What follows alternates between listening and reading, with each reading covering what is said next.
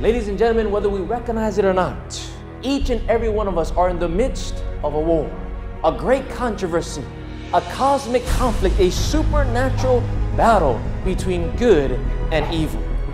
As we look around in the world that God has made, we see evidences of His power and majesty all around us.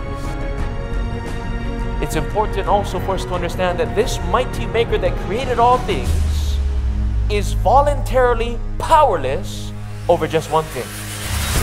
You see, choice is the only thing that we have complete control and power over that God cannot and chooses not to control. He says, choose life. Not only so that you can live, but so that your children, your descendants, because you see, brothers and sisters, the decisions that we make affect those around us.